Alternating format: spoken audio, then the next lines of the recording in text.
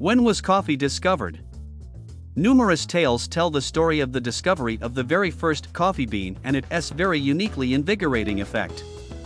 According to a story written down in 1671, coffee was first discovered by the 9th century Ethiopian goatherder Kaldi. While roaming the countryside of the Ethiopian kingdom Kaffa with his goats, he noticed that his goats started behaving erratically when eating the fruits of a mid-sized, dark green shrubbery with yellow and red berries. Reinvention.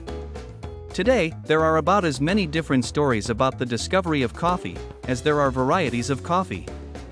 What we know for sure is that coffee has been used by various cultures for quite some time.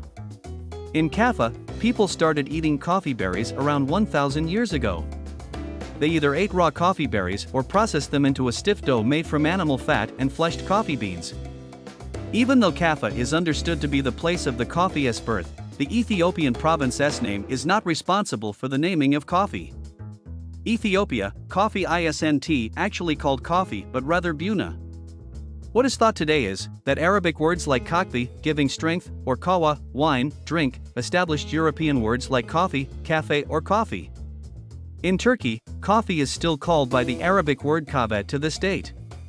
About 1,000 years after Christ, it wasn't Ethiopians or Italians, but the Arabs who became the very first to start roasting and grinding coffee beans to brew them up with hot water. They also became the first to cultivate coffee plants and build their first plantations in Yemen.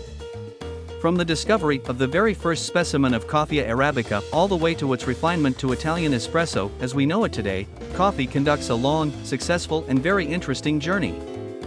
That is all. Thank you for watching. Subscribe to more videos about coffee.